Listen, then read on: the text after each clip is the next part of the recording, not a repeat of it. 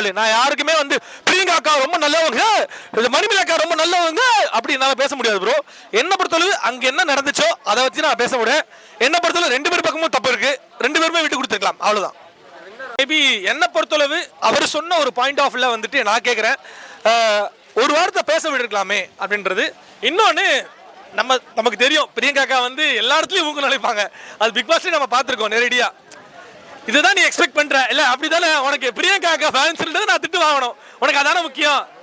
மற்றபடி கொஞ்சம் ஏன்னா எவ்வளோ பெரிய இடமா இருந்தாலும் ஐயா கும்பிடுற சாமி இப்படின்னு சொல்றதுக்கு நம்ம கூச்சப்படக்கூடாது. டேய் போடா அப்படின்னு சொல்றதுக்கு நம்ம கூச்சப்படக்கூடாது சார்.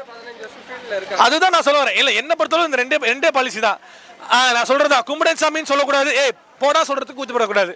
அவங்க அந்த இடத்துல அந்த மொமெண்ட் பண்ணது எனக்கு அவங்களுக்கு சரியா பண்ணலாம். பட் ஆனால் ஒரு அவ்வளோ பெரிய சேனல்ல டக்குன்னு ஒரு ஷோ விட்டுட்டு போற அளவுக்கு பண்ணணும் அப்படின்னு கேட்டீங்கன்னா முடிச்சு கொடுத்துட்டு போயிருக்கலாம். என்ன கேட்டா இதே வேற ஒரு ஆங்கர் இல்லைன்னா என்ன பண்ணிருப்பாங்க அந்த இடத்துல? இல்ல அப்படிதானே? எவ்வளவுதான் நம்ம அசிங்கப்பட்டாலும் எவ்வளவுதான் என்ன பண்ணணும், ஏன் வனிதா அக்காக்கும் ரம்யா கிருஷ்ணன் மேமுக்கும் நடக்காத சண்டையா அந்த ஸ்பாட்ல அவ்வளோ நடந்துச்சா? நமக்கு எடிட்ல வந்து கம்மியாக தான் வந்து காமிச்சிருந்தாங்க. என்ன பொறுத்தளவு என்ன பிரச்சனையாகட்டும் சரி, என்ன பிரச்சனை இப்போ வந்து வீடியோ போட்டிருக்காங்கல்ல, நீ ஷோ முடிச்சுட்டு வந்து வீடியோ போட்டிருந்தேன்னா நீ உன் ப்ரொஃபஷனுக்கு வந்துட்டு உண்மையாக இருந்திருக்க அர்த்தம். பிரியங்கா அக்காக்கு நீ பேச வாய்ப்பு கொடுத்துருக்கலாம் அப்படின்றது என்னோட தாட்டு. எனக்கு மணிமேகலை மேலேயோ இல்லை பிரியங்கா மேலேயோ எந்த ஒரு இதுவுமே கிடையாது. சின்ன வருத்தம், ஸ்பேஸ் கொடுத்துருக்கலாமே பேசுறதுக்கு அப்படின்றது. இதை நான் எதனால சொல்றேன்னா அங்கே பார்த்தனாலையோ நான் சொல்ல கிடையாது, எனக்கு குரேஷ் சொன்னாலையோ சுனிதா சொன்னாலையோ தான் நான் வந்து இது பண்ணியிருக்கேன் நான் சொல்லணும், அவ்வளோதான். லைக் எனக்கு தெரியல அங்கே என்ன நடந்திருக்குன்னு. என்ன பொறுத்தளவு கொஞ்சம் மணிமேகலை அக்கா கொஞ்சம் விட்டு கொடுத்துட்டு போயிருக்கலாமோ அப்படின்ற மாதிரி எனக்கு தோணுச்சு. வேற அப்படி ஒன்றும் அங்கே நடக்கலையே ஏங்க, அப்படி ஒன்றும் நடக்கலையே ஏங்க. குரேஷியும் அப்படி சொல்லலை, அங்கே இருந்த சுனிதாவும் அப்படி சொல்லலை. இல்லை நான் என்ன சொல்றேன்னா அந்த இடத்துல குரேஷியும் இருந்தார். அங்கே என்ன நினச்சுன்னு அவர் சொன்னார், ஓப்பனாக சொன்னார்ல. அவர் சொல்ல வச்சா நான் சொல்கிறேன். இப்போ எனக்கு பிரியங்கா ரொம்ப பிடிக்குமோ இல்லை மணிமேகலை ரொம்ப பிடிக்குமோ அப்படிலாம் எனக்கு தெரியாது. என்ன பொறுத்தளவு அங்கே என்ன நடந்துச்சோ குரேஷி சொன்னார், அதை வச்சு நான் சொல்கிறேன். பிரியங்கா பேசுகிறதே கொஞ்சம் கேட்டிருக்கலாமோ, மணிமேகலை ஸ்ட்ரெயிட்டாக கொஞ்சம் சொல்லியிருக்க கூடாதோ அப்படின்றது எனக்கு கொஞ்சம் ஃபீலிங்.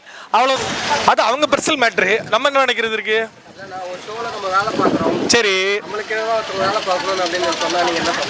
கஷ்டம்தான். ஏய் நமக்கே 1008 பிரச்சனை இருக்குடா வாழ்க்கையில. நான் வேலை பார்க்குற இடத்துலயே சம்பளம் தர மாட்டேங்கிறான், நான் வேலை பார்க்குற இடத்துலயே வந்து மதிக்க மாட்டேங்கிறான். நம்ம வாழ்க்கையை நமக்கு கொண்டு போகிறதுக்கே வந்து இங்கே வந்து ரொம்ப கஷ்டமா இருக்கு. நம்ம எதுக்கு அடுத்த வீட்டில் போய் திறந்து உங்க வீட்டில் என்ன பிரச்சனை உங்க வீட்டில் என்ன பிரச்சனைன்னு கேட்கறது தேவையா நமக்கு? இது என்ன பொறுத்தவரை நான் வந்து அது பொது வெளியில் வரும்போது நம்ம பேசலாம், ஓகே. என்ன கேட்டால் வந்துட்டு அந்த இடத்துல பிரியங்காக்காக்கு பேச ஸ்பேஸ் கொடுத்துருக்கலாமே அப்படின்ற மாதிரி எனக்கு தோணுச்சு. மற்றபடி ஓகே தான், அவங்க கொஞ்சம் விட்டு கொடுத்து போயிருக்கலாமோ அப்படின்ற மாதிரி எனக்கு தோணுச்சு. இது ஃபேக் நியூஸ் சரியா? அது அவங்க ரெண்டு பேருக்கு நடக்கிற ஒரு பிரச்சனை, அதை நம்ம சோஷியல் மீடியா எடுக்க வேண்டாம்.